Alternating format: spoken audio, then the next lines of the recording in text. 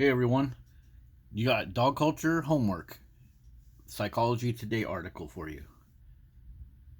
Is dog culture like gang culture? Read this article and then let's look at it together. Okay, so it says poverty, broken homes, violence, the making of a gang member. Is that what dog culture does? Is that what pushes people to own dogs?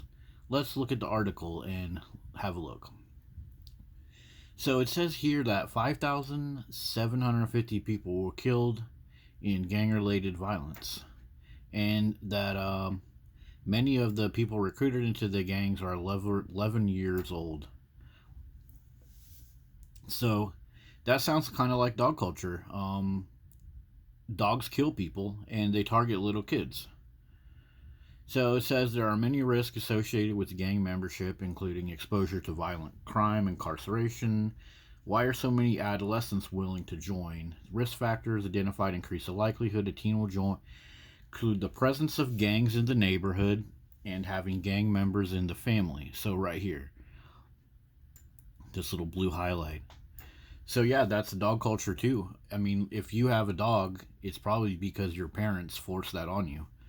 You know, most kids today are just born into families full of dogs, neighborhoods full of dogs, movies full of dogs. They don't really get to make the choice. You know, do I want to have a fanged predator up in my bassinet that might kill me? So yeah, that's kind of like with these gangs. So gang members in the family, histories of sexual or physical abuse, growing up in poverty, having to weapons, drugs, lack of success in other areas of life. That sounds like dog culture too. Like people get dogs because they didn't have a good relationship, or supposedly the dog is there to help them with PTSD from some violence. So, other success in other areas of life. Yeah, people are using dogs to just replace relationships, and so experts propose that young adults join gangs because they both act as a surrogate family as well, provide sense of belonging, power, control, and prestige. Oh yeah, people constantly do that with dogs. You know, that's prestigious to have a dog. They think says many are all things that are commonly identified are absent in childhood among gang initiates. You know, so that makes me think about like all the kids that grew up and they didn't have a good family member to treat them right because their family members are too busy spoiling dogs, so they just automatically go to dogs. Like it says here that young adults join gangs because they act as a surrogate family. And that makes sense because if your family are gang members, well, then they're out there serving the gang. They're not at home helping you learn new skills, learn how to drive a car, learn how to do home repair, you know, learn how to get out of poverty. So you automatically go to the gang. It's the same thing with dog owners. If you're in a home where everyone is loving up on dogs all day, how can you have a family? You need to go get a dog as a family.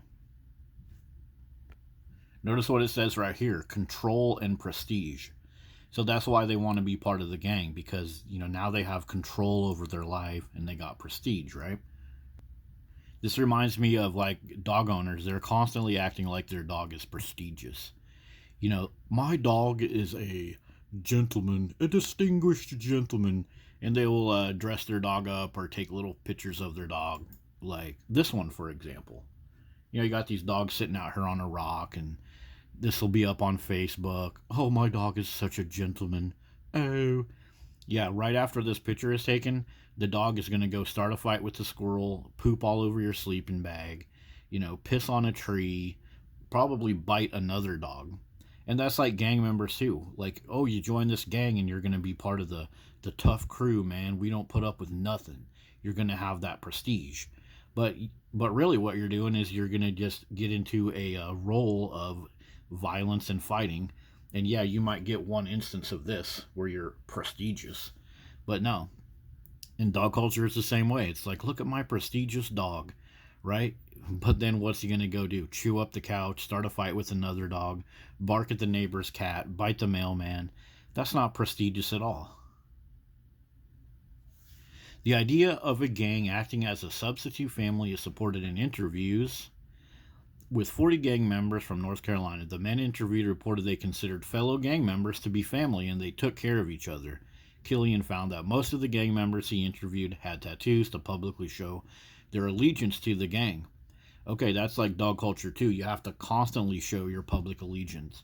You got to get on Facebook and put up selfies of your dog all the time. Oh, I went camping. Oh, I went for a car drive. Oh, I went to the store. They have to have a picture of their dog. Or people have tattoos of their dog too.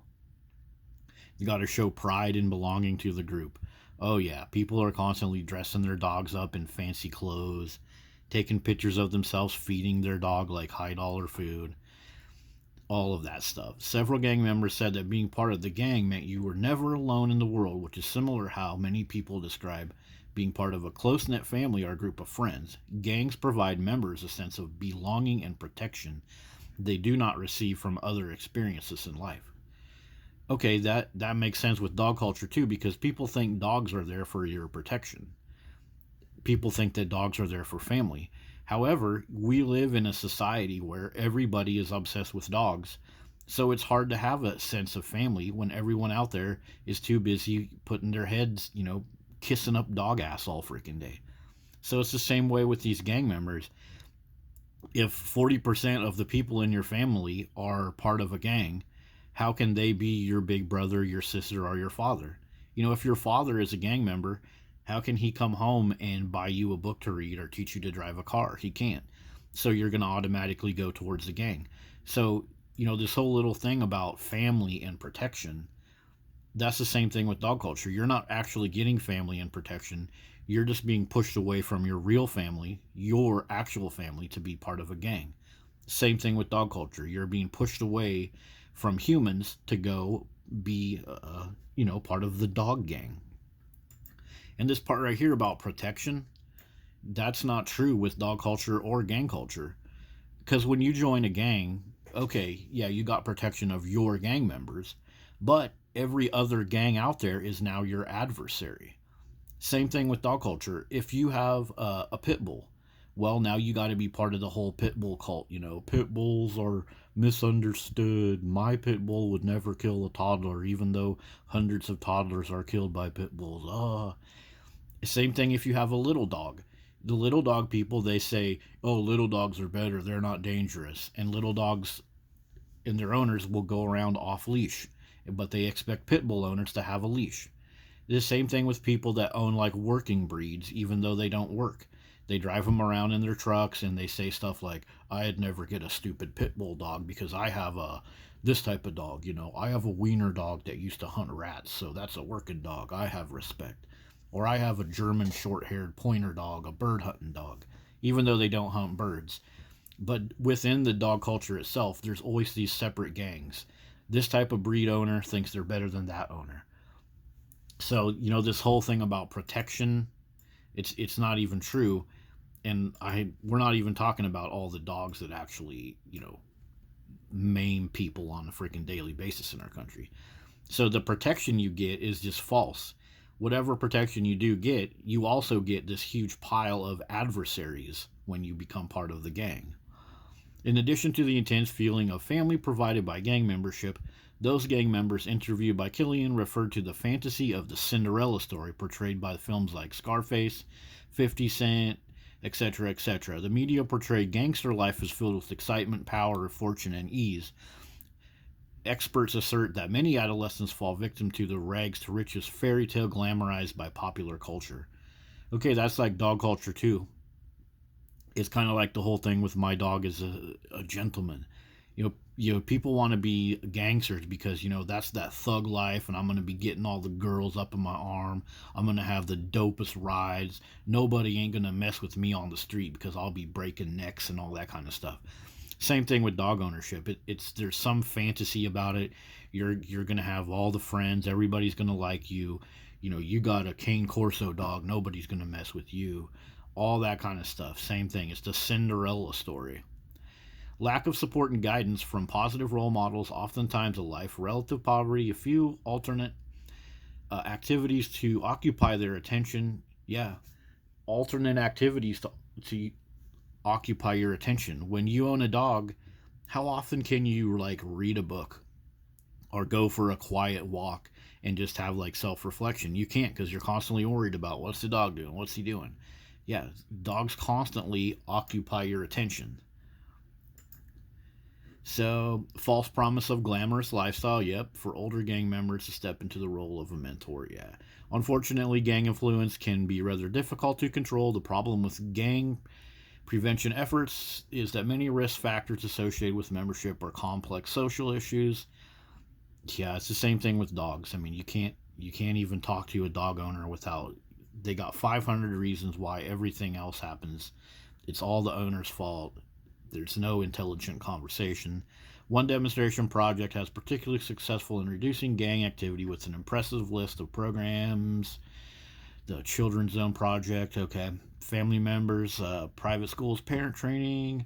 Programs developed with the project have shown students can lead exciting and prosperous lives without having to be involved in crime. So that's kind of like with dog culture. You don't need a dog to be prosperous. In fact, having a dog is just a role model. It's not a positive role model. It's a negative role model.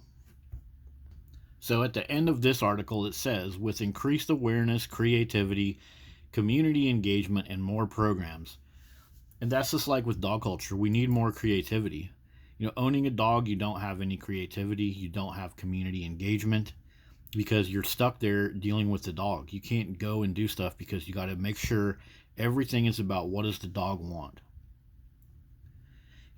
Like creativity, you want to go to the park, but you have to bring your dog, you have to pick up dog shit, you have to listen to the dog bark. You can't go there with like a book and a frisbee and find another buddy. You got to be worried about the dog. And another thing, this article doesn't mention, but like when you join a gang, let's say you want to get out of the gang, that's not going to work. You don't just go up to the gang leader and tell the gang leader, hey, I'm going to go manage a 7-Eleven store or get a job at Home Depot stocking lawnmowers. No, you don't do that if you're in a gang. You're going to be in huge trouble. You're going to have to go 2 states over because, they're not going to allow you to do that. Same thing with dog culture.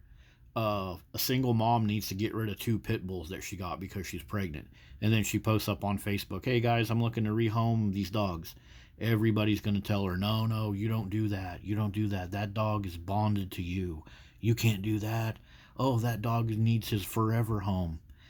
I see this more and more in the community pages where people have regret from owning dogs and they move to smaller houses or they get job offers in another state and they're like, hey, can you take my sheepdog? He's a good dog. He lives outside in the doghouse and he's just a dog that we got from my uncle. And people will just totally berate somebody for their decision to rehome their dog. Same thing with freaking gang culture. It's like, if you don't toe the line, then all that protection and family that you got, we're going to throw all that in the garbage and belittle you all over the gang, which in today's world is social media. So yeah, what do you guys think? Isn't gang culture kind of like dog culture? All the family that it provides, all the protection that dog culture is supposed to provide, it doesn't actually provide it. Dogs are a huge detriment to society all over the place. And getting out of the dog gang is it's not easy.